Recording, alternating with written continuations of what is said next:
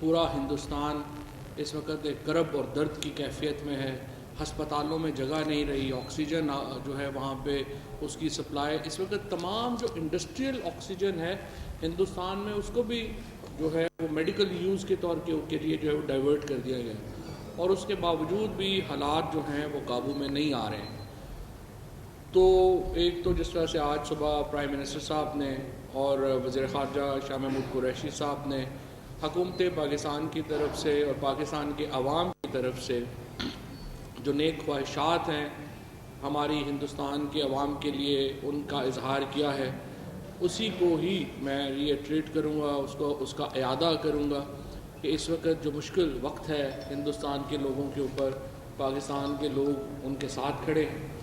اور ہماری دعا ہے کہ ہندوستان کے جو عوام ہیں ان کو اس تکلیف سے نجات ملے. اگر ہم نے یہاں پہ احتیاط نہ برتی تو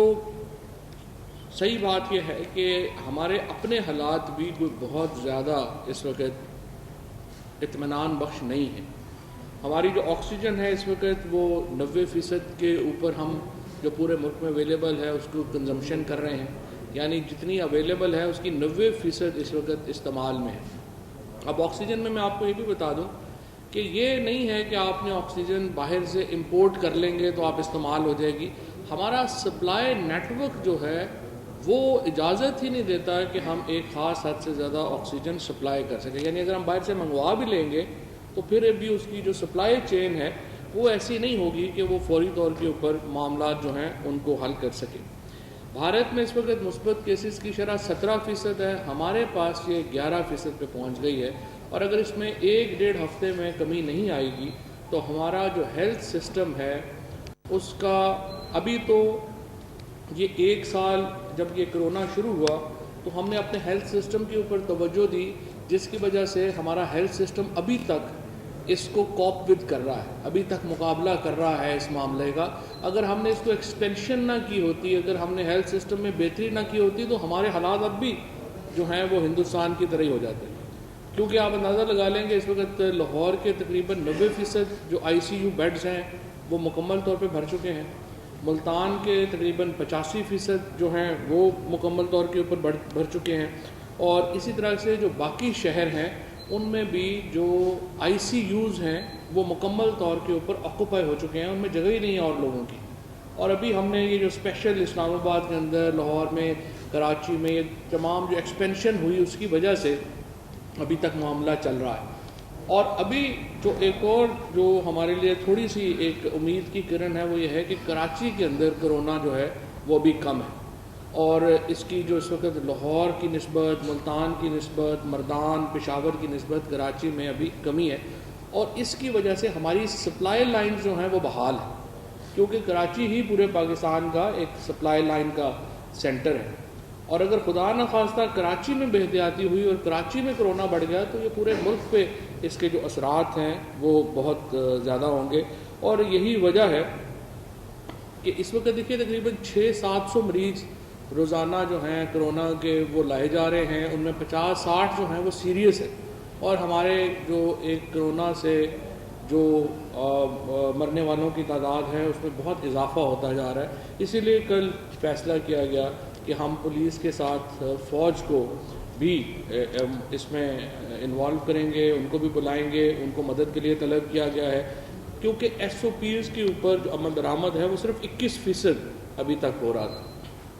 اور 21% عمل درآمد کا مطلب یہ ہے کہ 79% جو ہماری آبادی ہے وہ SOPs کے اوپر عمل نہیں کر رہی,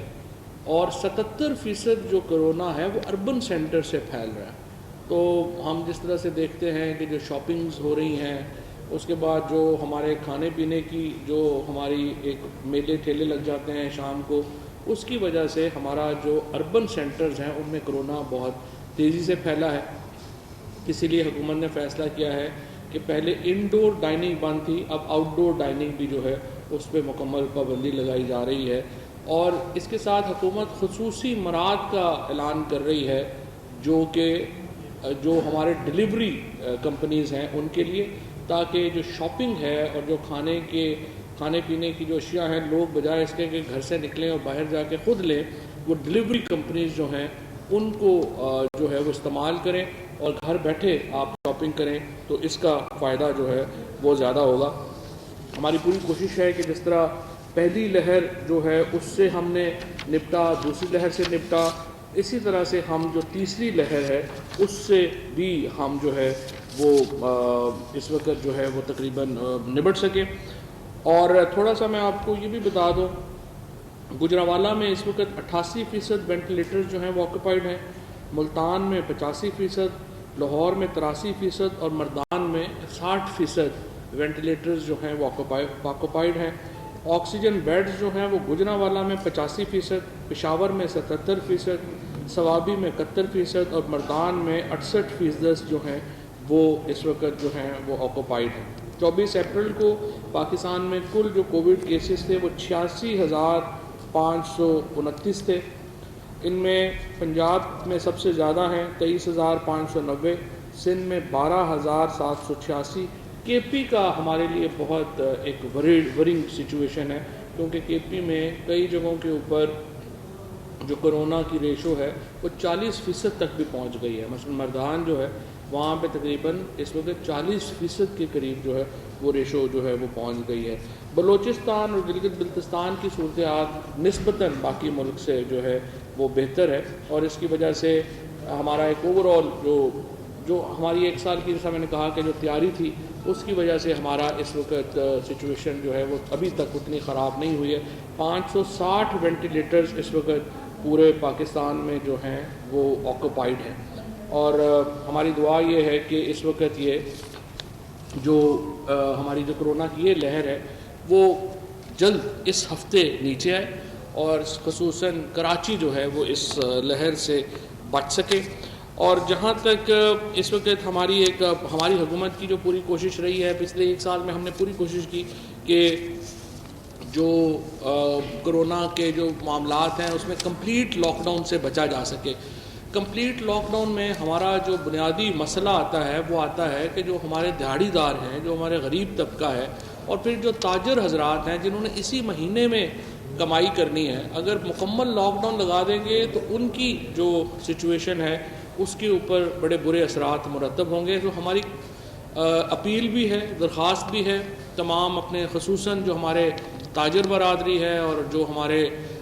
لوگ ہیں جو کہ باقی لوگ اس وقت جو کام کر رہے ہیں، کہ آپ کم از کم اپنے SOPs جو ہیں ان کو فالو کریں، کیونکہ اگر ہم نے الٹیمیٹلی لوگوں کی زندگیاں اگر خطرے میں آئیں گی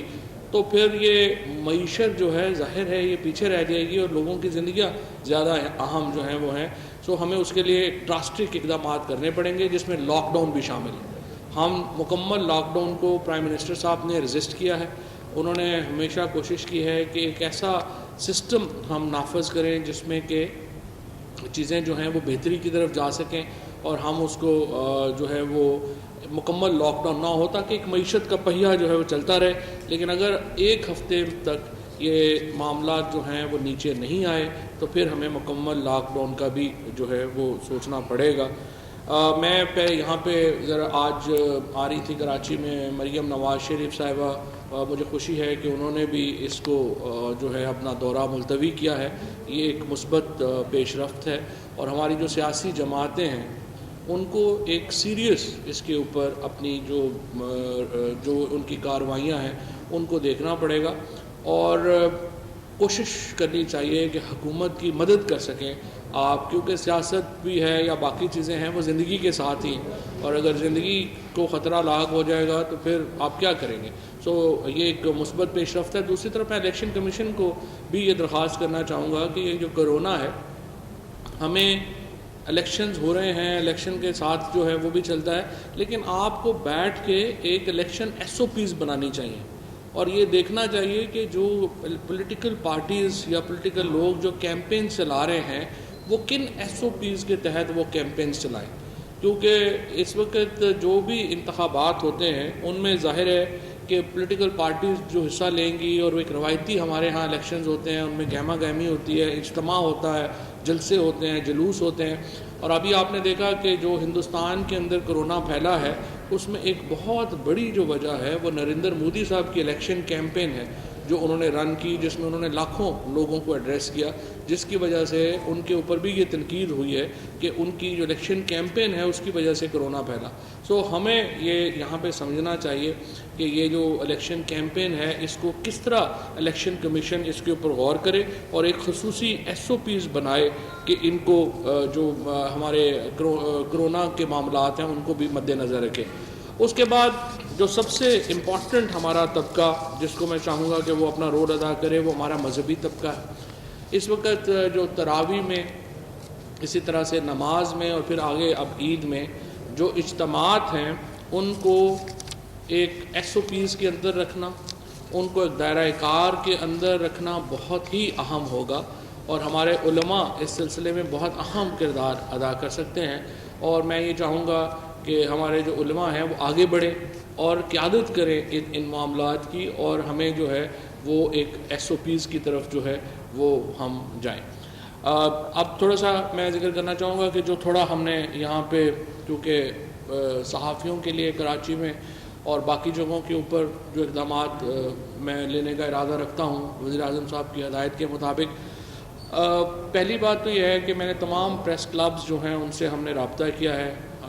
ہمارے جو PIO ہیں وہ اس وقت ان سے رابطے میں ہیں، اور ہم یہ سب چاہتے ہیں کہ جو بھی پروفیشنل صحافی ہیں جو ایک مخصوص مدت سے صحافت کر رہے ہیں، جن کی عمر صحافت میں گزری ہے، ہم ان کو وزیر اعظم صاحب کا جو ہاؤسنگ پروگرام ہے ہم اس میں ان کو شامل کریں، اور ہم کم از کم انشور کر سکیں کہ ان تمام صحافیوں کو اپنا ذاتی مکان جو ہے وہ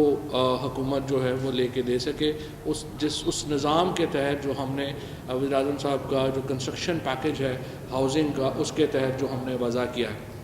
اس کے ساتھ ساتھ آپ کو معلوم ہے کہ پوری خیبر پختونخوا کی جو پاپولیشن ہے اس کو صحت کارڈ جو ہے وہ مل چکے ہیں، اب اسلام آباد میں آ رہے ہیں، اور انفارچونیٹلی سندھ حکومت نے ہمارے ساتھ صحت کارڈ کے اوپر اپنا حصہ نہیں ڈالا، جس کی وجہ سے سندھ میں صحت کارڈ جو ہے وہ شروع نہیں ہوا۔ میں چیف منسٹر صاحب سے کہنا چاہوں گا کہ اپنا جو فیصلہ ہے اس کے اوپر نظر ثانی کریں،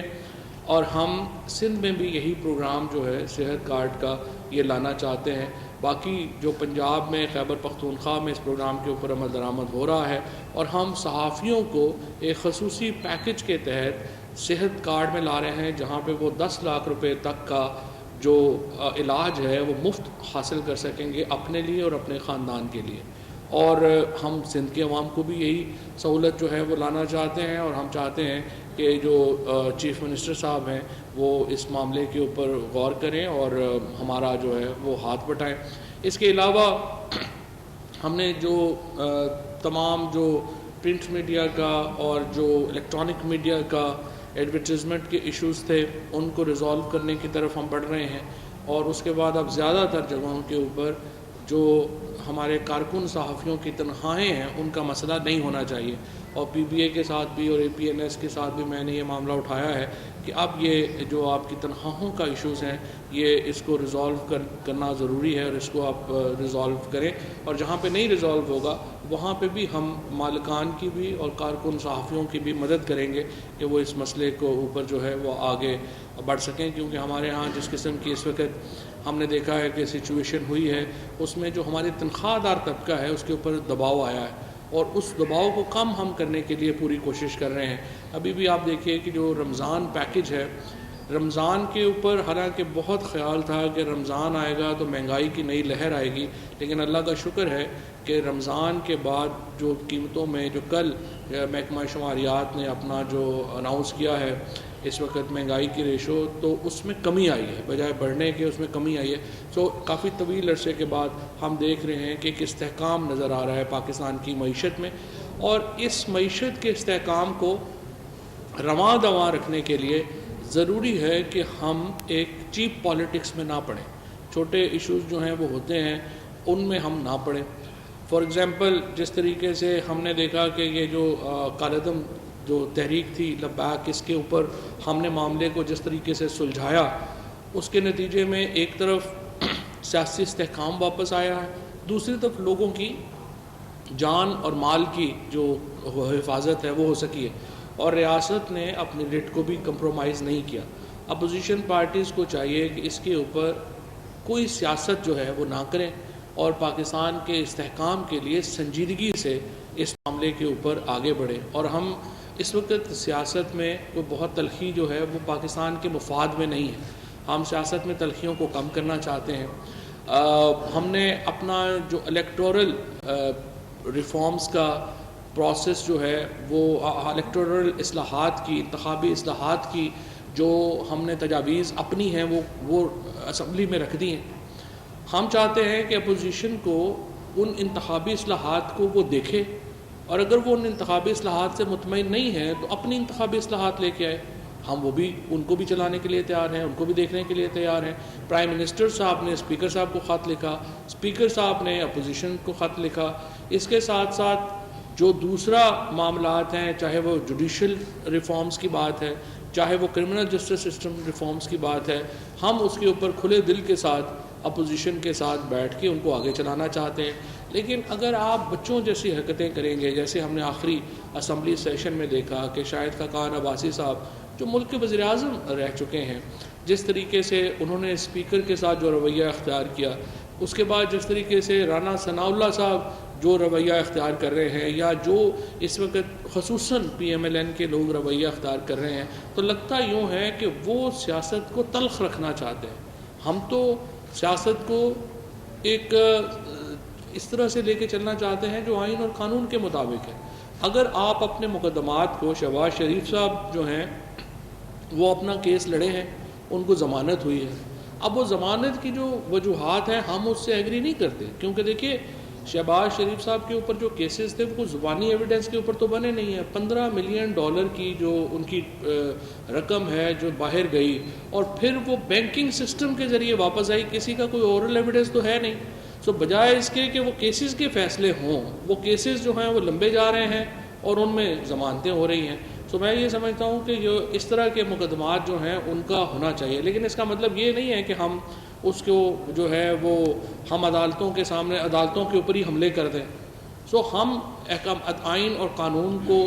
بالا تر سمجھتے ہیں اور اس کے ساتھ جو ہے وہ ہم آگے چل رہے ہیں. اور یہی جو ہے ہم سندھ حکومت کے ساتھ بھی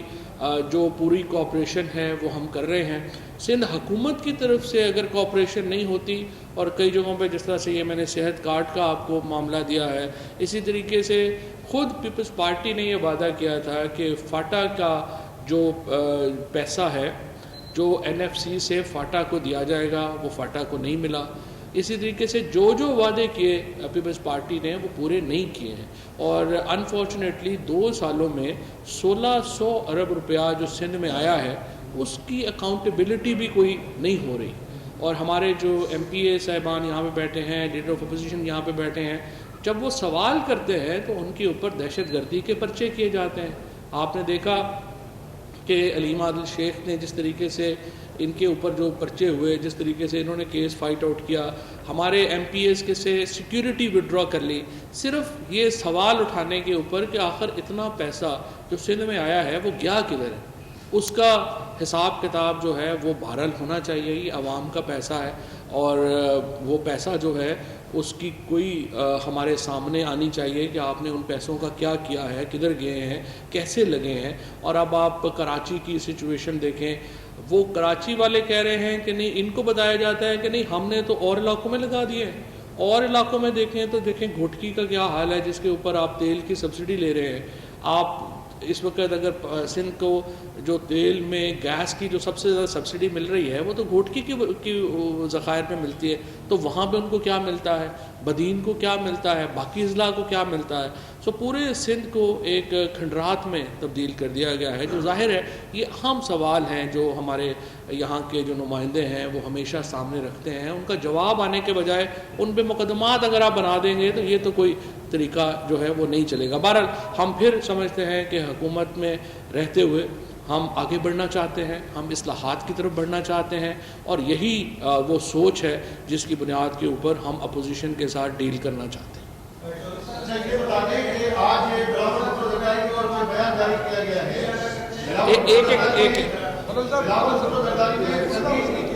ایک ایک کر کے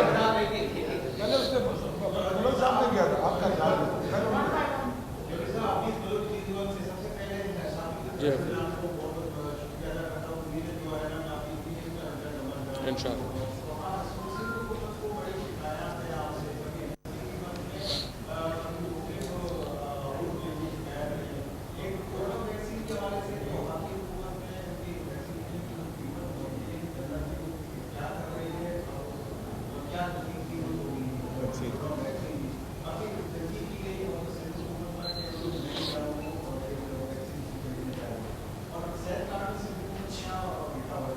دیکھیں، پہلی بات تو یہ ہے کہ ویکسین کے حوالے سے ہم تمام صوبوں کو یہ سمجھتے ہیں کہ وہ ویکسینز اپنی خریدیں اور تمام بوجھ وفاق کے اوپر نہ ڈالیں. ہم نے اس وقت جو ابھی پلان کیا ہے وہ تقریباً اس وقت تک تقریباً ہمارا 2,60,00,000 لوگوں کو ہمارا ویکسین لگانے کا امیجیٹ جو پروگرام ہے جو چل رہا ہے. تقریباً اس وقت تک 17 لاکھ لوگ جو ہیں وہ ویکسین لگوا چکے ہیں. اب جو صوبے ہیں اس میں چاہے سندھ ہے، پنجاب ہے، خیبر پختونخوا ہے، بلوچستان ہے، ہم چاہتے ہیں کہ وہ اپنی ویکسینز بھی خریدیں اور اپنے لوگوں کو ویکسینز لگوائیں. انفارچونیٹلی ابھی تک صوبوں نے اس اور خصوصاً سندھ میں زیادہ وہ بات کرتے ہیں، لیکن ابھی تک انہوں نے پنجاب نے تو پھر بھی تقریباً 1.5 ارب روپیہ جو ہے وہ اس کے لیے علیحدہ مختص کیا اور وہ اس کے لیے اسٹرائیو کر رہے ہیں. سندھ نے تو 1 روپیہ بھی مختص نہیں کیا، اور جب آپ ٹیلی ویژن پہ بیٹھتے ہیں تو پھر آپ تنقید شروع کر دیتے ہیں. آج بھی میں دیکھ رہا تھا کہ بلاول صاحب کی جو پریس کانفرنس تھی کہ کرونا کے حوالے سے اقدامات، تو کرونا کے حوالے سے اقدامات تو پروونشل گورنمنٹس نے کرنے ہیں. زیادہ جو SOPs کے اوپر عمل درآمد کرانا ہے، جو آپ نے فیصلے کرنے ہیں، وہ تو آپ نے پروونشل گورنمنٹ نے کرانے ہیں. اگر آپ 21% SOPs کے اوپر عمل درآمد کرا پا رہے ہیں اور 79% آپ نہیں کرا پا رہے، تو اس میں وفاقی حکومت کا قصور تو نہیں. دوسرا جو آپ نے صحت کارڈ کا کہا، صحت کارڈ کا جو معاملہ ہے اس میں یہ ہے کہ 50% پیسے وفاق دے رہا ہے، 50% پیسے جو ہے وہ صوبہ دے رہا ہے. سندھ جو ہے وہ اپنے حصے کا پیسہ دینے سے انکاری ہے، جس کی وجہ سے وہ جو سہولت ہے وہ یہاں پہ نہیں لا پا رہے.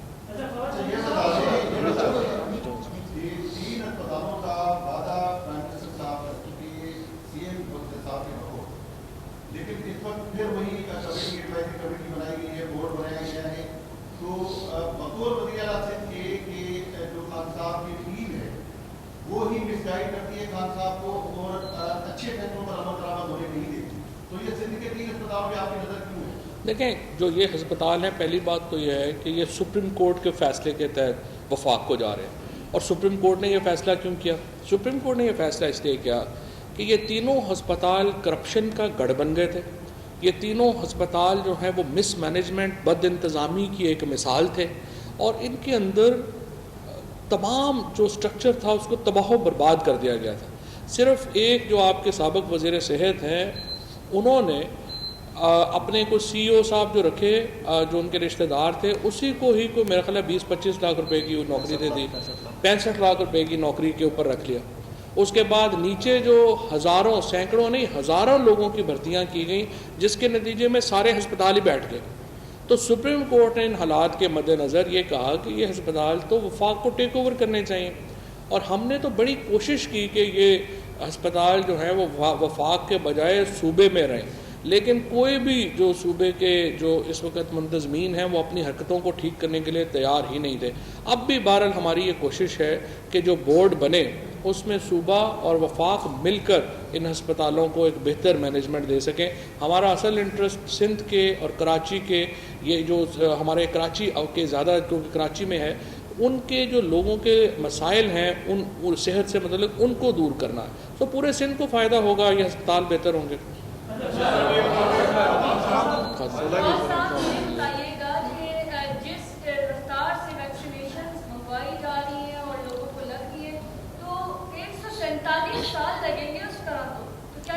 صحیح 45 سال تک چلے گی. اور دوسری بات کہ آپ الیکشن کمیشن کے SOPs کی بات کریں تو آپ کے اپنے پارٹی کے لوگ اس SOPs کو فالو نہیں کر رہے. منع کیا گیا تھا، پابندی آئی تھی الیکشن کمیشن کی جانب سے، لیکن اس کے باوجود خرم شیر زمان نے اپنی کچھ دن قبل جو ہے 49 میں پریس کانفرنس کی. کیا کہیں گے؟ صحیح. اچھا، پہلی بات تو میں آپ کو بتاؤں کہ جو ویکسین ہے نا، ویکسین کا یہ جو ابھی کی ہماری وبا ہے اس کے اوپر کوئی بہت بڑا رول نہیں ہے.